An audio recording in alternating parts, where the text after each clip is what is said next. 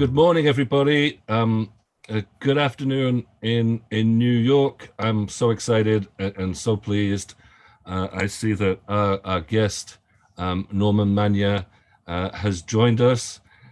This is going to be a very special time that we have for the next half an hour or so.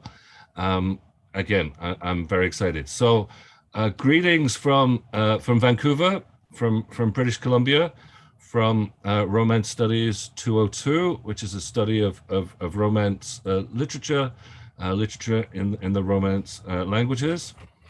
Today we're talking about a story, a novella that comes from this collection, Compulsory Happiness. The novella is The Trench Coat, and the author is Norman Manea, who is surely one of the most important Romanian writers of the last 50 years or more. He is also, I would say more than that, perhaps one of the most important Eastern Central European writers alive today. And he has been living for a long time in the United States as well, where I know that the people that he's been associated with are important Jewish American writers such as Saul Bellow and Philip Roth. He's won so many awards. I'm not going to list them all. But one of the things that struck me reviewing his achievements is the diversity of places from which these many awards came from. So, for instance, he has the Star of Romania, one of the most important awards from Romania itself, but he's also won awards in Italy and in Germany, and not so long ago, the Carlos Fuentes Award at the Festival of the Book in Guadalajara. We were just reading Carlos Fuentes, or some of us were reading Carlos Fuentes earlier this week. So really, it is a great privilege and a great pleasure to have you with us here. Thank you so much for your time and your generosity for being with us and talking directly to the students. When I first approached Professor Manea, he's a professor also in that he's taught for a long time in Bard College in New York. I suggested that he and I make a little video conversation, which I could put online, and just with this endless, boundless generosity. And he said he'd much rather talk directly to the students, to you guys, to the rest of you. And I thought that was a fantastic idea and a fantastic opportunity. And here we are. So I'm going to just put a first open question to you, Norman, if I may, and if perhaps you could start a little by telling us something about the sort of conditions and the context in which you were writing, and that you wrote this particular story, The Trench Coat. And then I'll open out. We have lots of questions from the other students, which a variety, some of them are specifically about the trench coat, some of which are about your experience and your life as a writer and your thoughts on contemporary Europe and so on. But perhaps you could tell us a little bit about the late 1980s, the time in which you were writing this particular story. Again, thank you so much. I thank you, and I thank especially you students, very brave, very intelligent, very cultivated students. The questions which they put were excellent. There are too many for me. I'm an old guy, but still we'll do whatever we can. I am very grateful for this occasion to speak with you. You are a great teacher. I would have liked to be in your class, but it's a bit too late for me. Or for this dialogue, which will be whatever the condition will allow. The story which you read and you so intelligently commented in your questions is a story about totalitarian system, which in this case was Romania, and in many other cases was Eastern Europe, now also China, now also Iran, now also Korea, North Korea. So it's not only a fictional story, which certainly it is, but it's a story which has its roots in reality, in a very, very powerful, strong reality that at some point we cannot bear. I wrote it in the 80s, and it was already a crazy time in Romania because I am among the writers who resisted for a too long time the temptation to leave the country. I didn't want to do it. I stayed there too much, too long. But in the very end, I couldn't bear it more. And I left.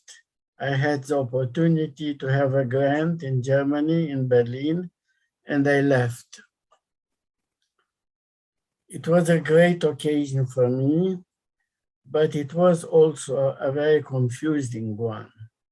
Because when I arrived in the United States, I didn't have at all English, and I was not used to this Yankee atmosphere. I am now, after many years here in New York, quite happy, quite glad about this very complicated capitalist reality.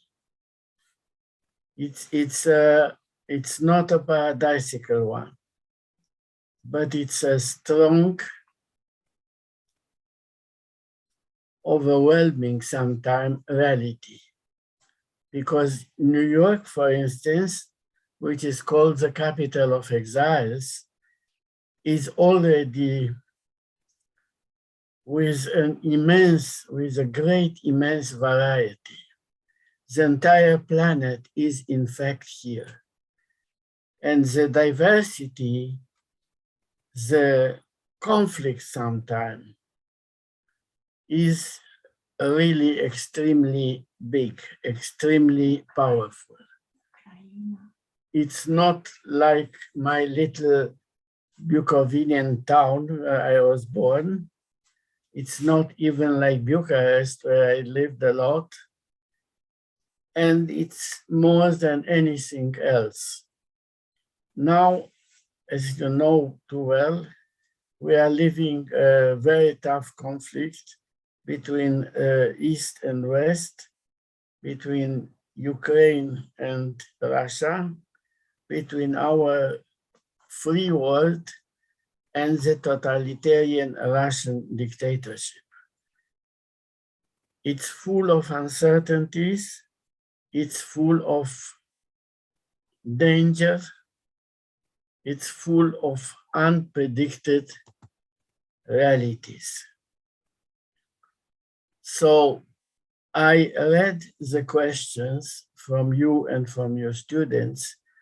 They are all excellent, and I admire very much your class. I envy you, in a way, for such a very good class with such wonderful students. Their questions are all interesting and challenging. I will try to answer some of them because we don't have time for all of them. There are a lot, and they are all very challenging and interesting. So whatever you want to ask me first, after you know my name and something about my crazy biography, I am here and will try to answer as well as I can. Let me start by saying I was very interested by what you said at the beginning, that this is a story not just about Romania. And one of the things that you said in the conversation, the email conversation that you had, was that you were interested in what the students thought about this story written quite a long time ago in a place that seems perhaps very different, but at a place which is also now, as you say, at the very sort of center of our attention. And I'm not sure the students are aware that the place you come from, specifically Bukovina, is actually a split between Romania and Ukraine. It is, as it were, very much on the front line of the current conflicts. And I wonder how you see the resonances between the 1980s in Romania and the story that you have written for us, that you've written then, and what's going on now. It is a very deep connection, because Bukovina, which was a part of the Habsburg Empire, of the German Austrian Habsburg Empire, changed in 1941 when the Soviet Union invaded a part of Bukovina and occupied it. So now you have Bukovina split between the south, which is Romanian territory, and the north, which is Ukrainian. It's a very tense kind of situation, always was, and even more now, with this conflict which suddenly exploded in Ukraine and in Russia. It's a very nasty and dangerous war now.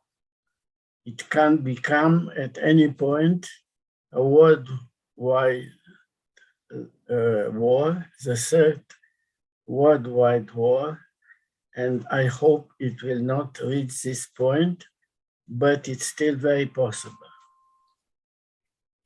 The Russian, especially the Russian president, Comrade Putin, I don't call him Mr. Putin, I still call him Comrade Putin, is very decisive and very clear in his goal to occupy Ukraine and to make it part of the former Soviet Union, which is now former, but for him is very current, very actual.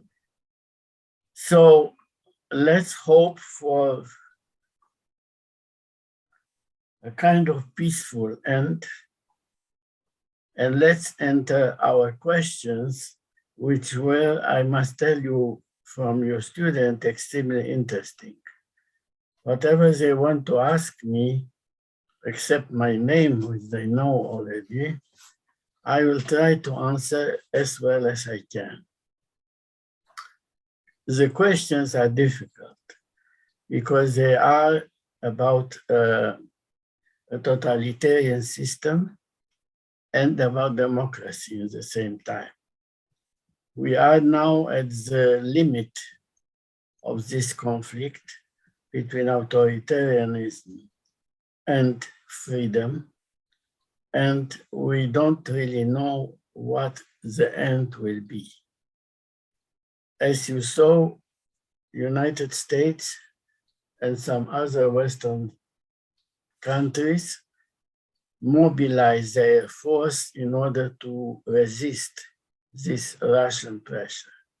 I don't know if they will succeed. We'll see.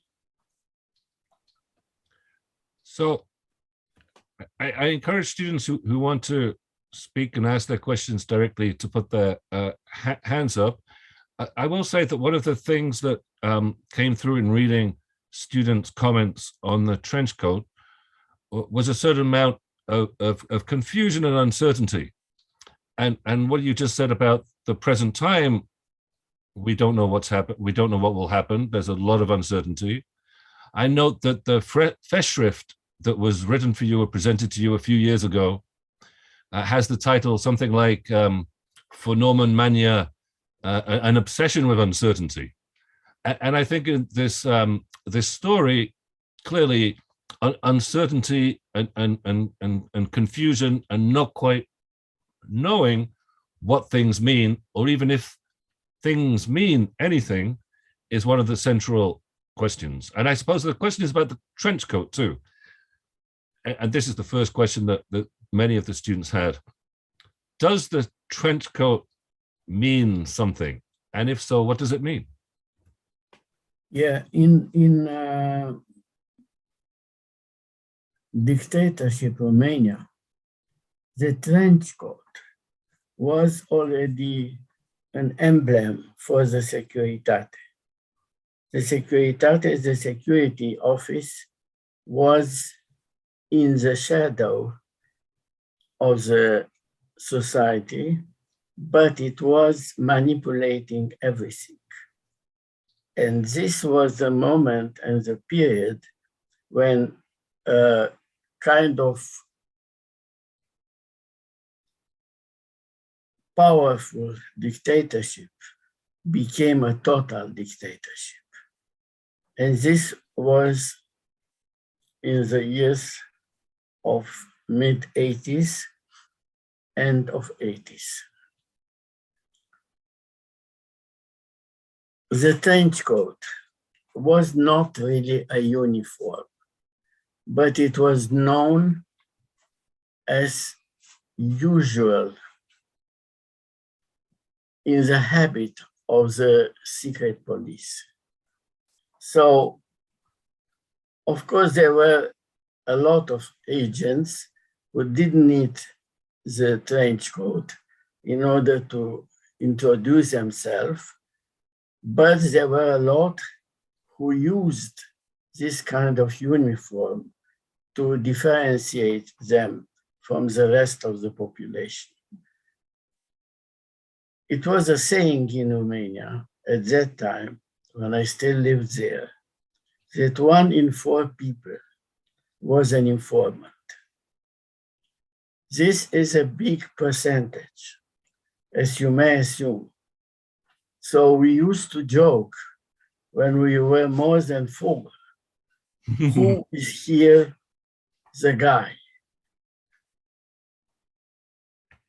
You never were sure because it was a huge manipulation of uncertainty. Uncertainty is part of life. In a free society, in a tyrannical society. But there, in this kind of dictatorship, it was very well manipulated by the state.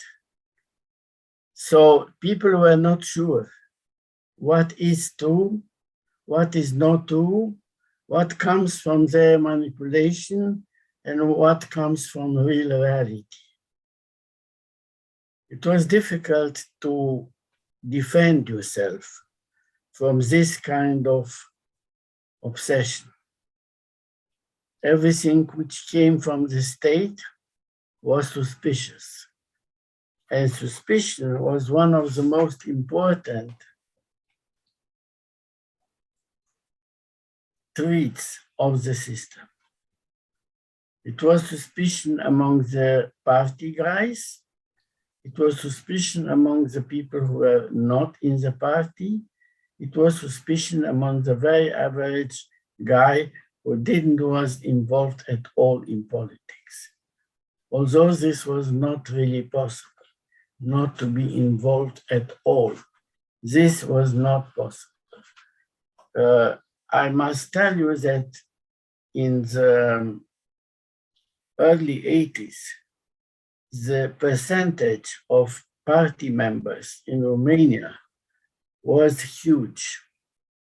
They were not all communists. In the first decade, people who entered the party were more or less convinced about the ideal, about the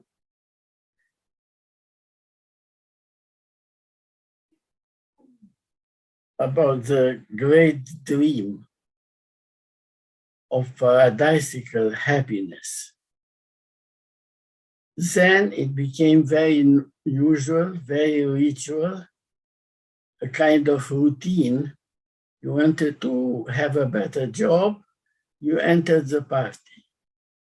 And so in the 80s, early 80s, the percentage of party members was already huge.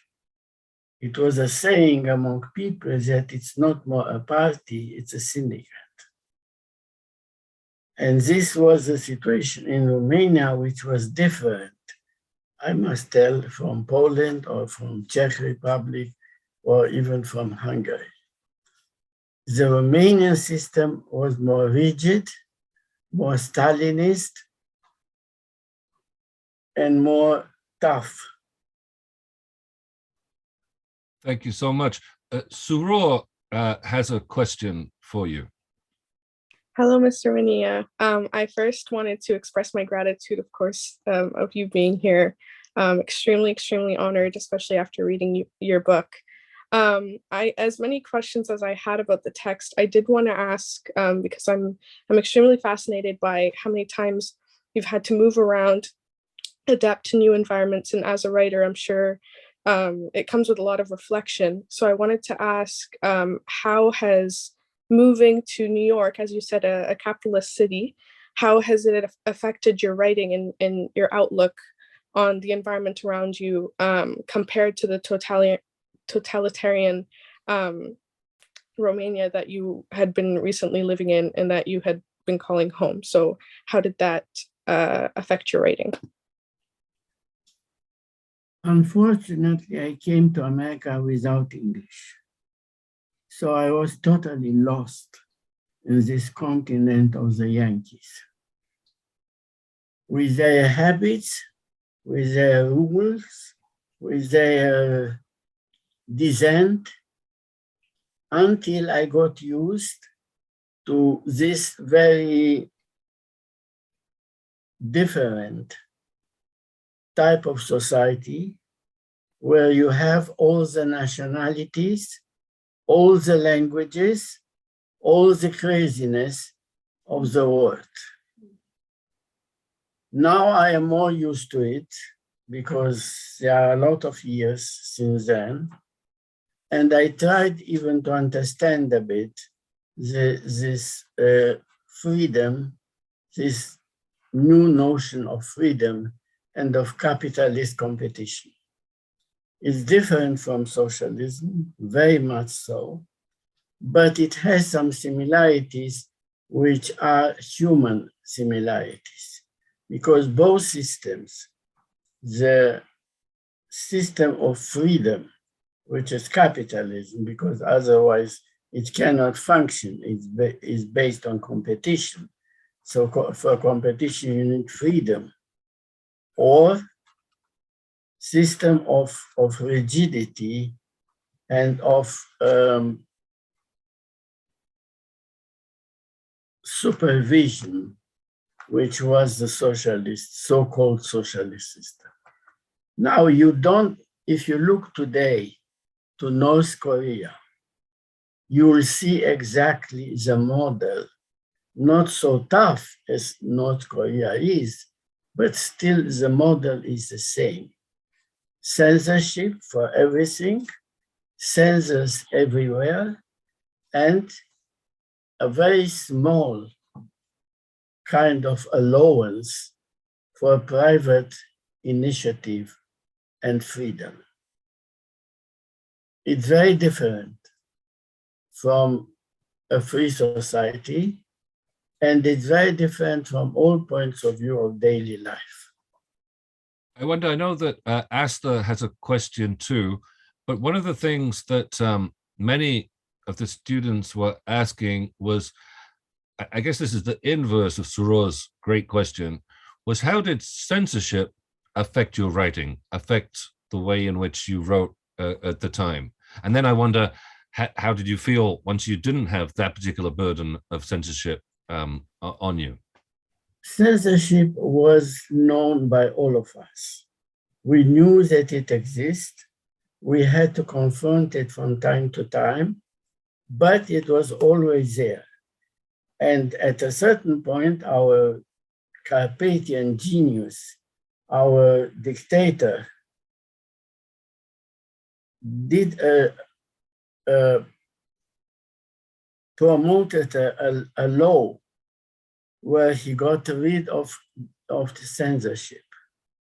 This was another trick which we didn't understand from the very first moment, because the naive of our colleagues believes that it's true. So he gave up this great device, which was censorship.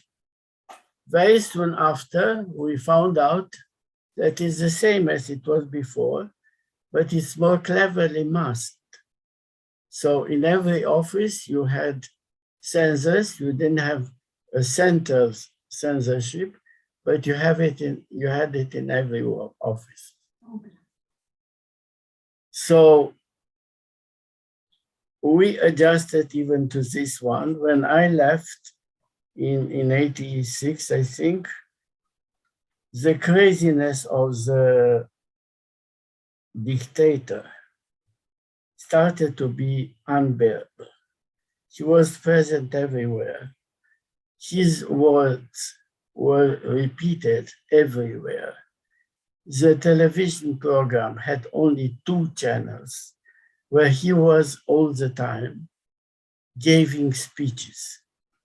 So this kind of crazy society is certainly a big, big obsession for everybody who lives here.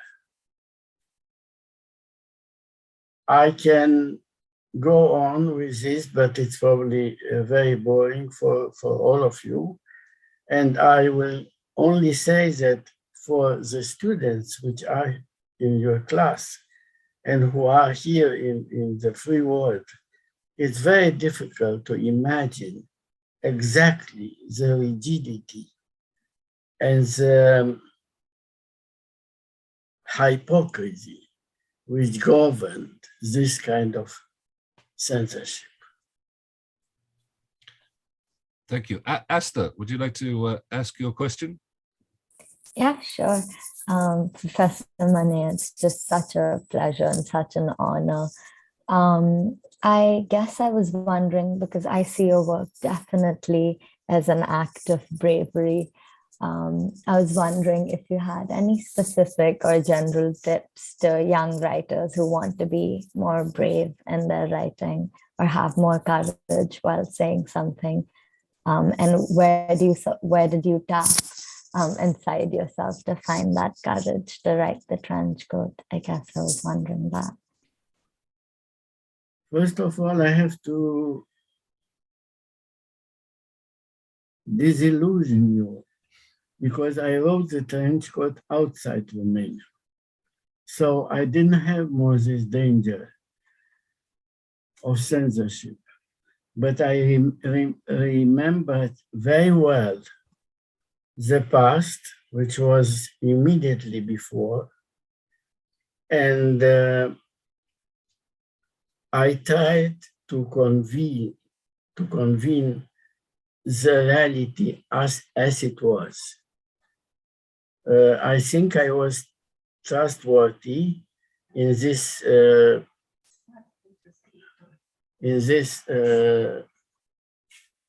try of mine. And I think that I never gave up in being truth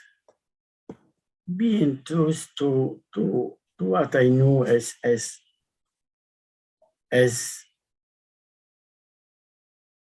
freedom and as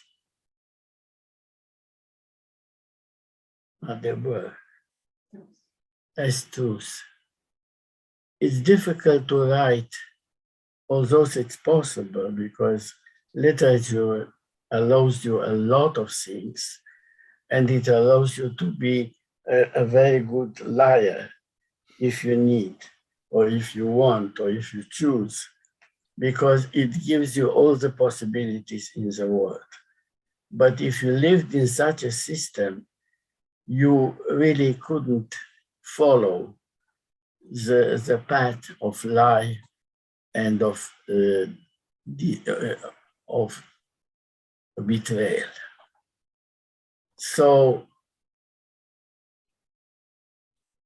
I hope you understood my struggle when I was in Romania and even after, because you don't finish immediately with this obsession, with this pressure, with this tyrannical lie. It's everywhere in your life, even in a free society. You have only to select and to be very clear in your options. We don't want to stretch your generosity too far. Although if you are happy to continue taking questions, we'd be delighted, but we quite understand if not. Maybe one question more, and you can tell us how you feel about continuing. But I was struck by your saying that when you first came to the United States, you didn't have English, and also struck by the fact that this particular book, which we're reading in translation in English, but is doubly translated. I think it was translated first to French, yes, and then to English. And I wonder if you could say a little bit more about translating and the process, and how it feels to write for an audience, a public, a readership that will be reading you in a language other than your own language, and how you found that's affected your writing. It's another difficulty among many which you have as a writer in your own country and in your own language, but especially when you are translated and I am translated in many languages and in a lot of languages which are not connected to Latin. Romanian is a Latin country and with a Latin language. So this at least brings the language closer to some European languages, French, Italian, Spanish, but it's not the same with Chinese. It's not the same with Indian and so on. So you have to accept a kind of approximation in translation and a kind of imperfection in the translated text. So you had, as a writer, you had always this question: should I accept this approximation or should I give up at all? Now, it's difficult to give up because as a writer, you are very vulnerable to your own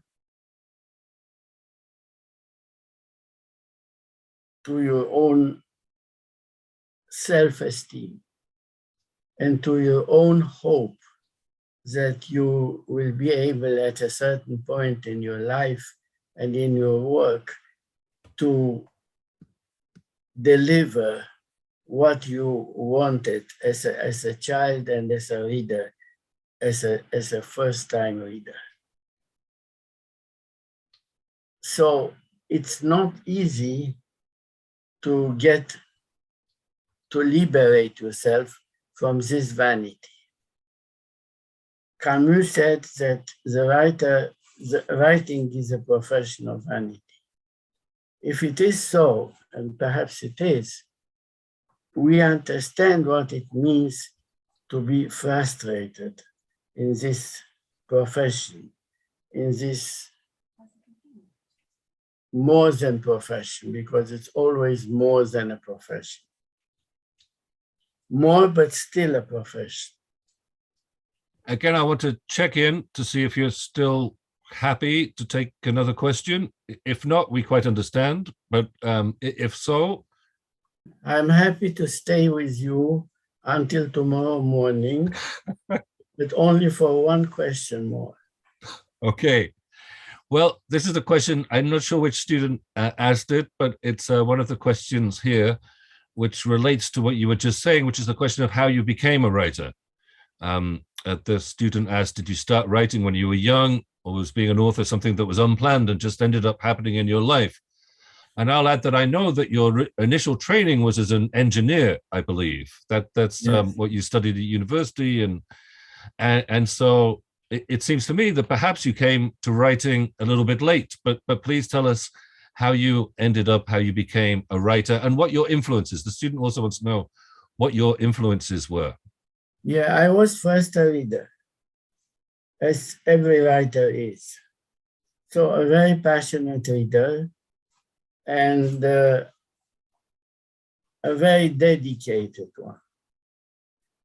When I selected my profession and when I became an engineer, it was out of disappointment with a utopia. As a child, as a young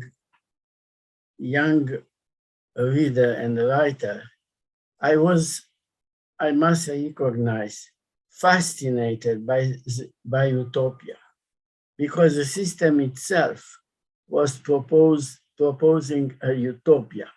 We'll all be happy, we'll all be free, we'll all be wonderful. The society will be wonderful, it will be a dream.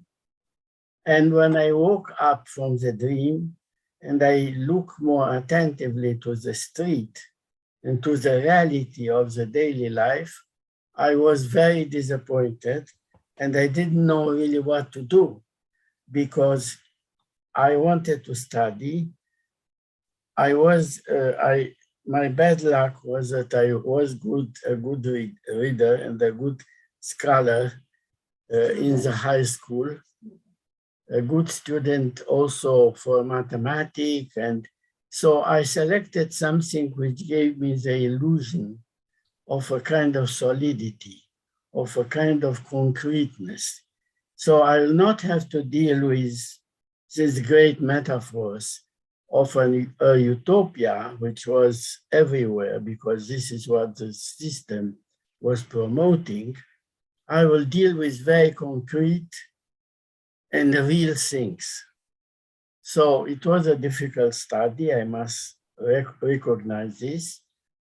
But I graduated, I became an engineer, and for many, many years, I worked as an engineer. It was not a very entertaining profession.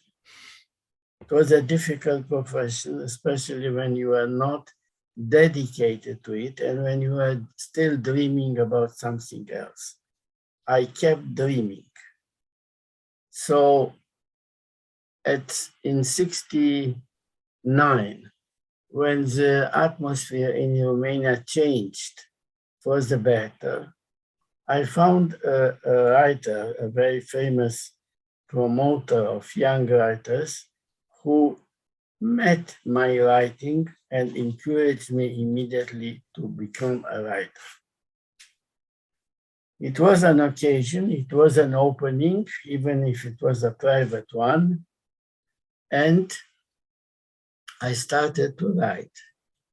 In 70-something, no, in 69, it appeared my first book. It was not the usual cliché books. It was a book which was more personal, more experimental, and it was immediately remarked by the good readers. Then I started to publish for several years, several books, and I became what we used to call a writer. What this is, I still don't know exactly. But if we consider that a writer is an author of books, then this is what I am now. I am an old man now, and I am still glad about this very difficult choice which I made at that age. As you certainly know, writing is a very difficult profession because it's related to your imagination, to your observation, to your involvement with dear reality, with the dear reality and the difficult reality. Very different, very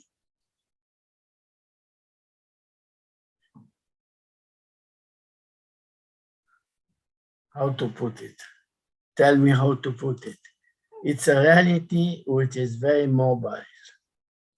And as you know, different generations and wonderful writers describe this reality different, but at the core, it was the same. It was the same dedication to fantasy, to observation, to lucidity, and to culture. Well, thank you so much, Professor Manea. Thank you so much. Thank you so much for your work, the writing that we read, and for that dedication to, as you say, lucidity and creation and culture, and really thank you so much from the bottom of my heart, and I think from the bottom of all the students' hearts as well, for your generosity and time and willingness to speak to us today. It has been a real treat, a real pleasure, eye-opening and enlightening, and just a privilege. Thank you so much indeed. I can only tell you that your students are very lucky to have you as a teacher. And you should be very lucky that you have these very smart students. So this is what I would like to add. And thank you too. Thank you very much. Thank you.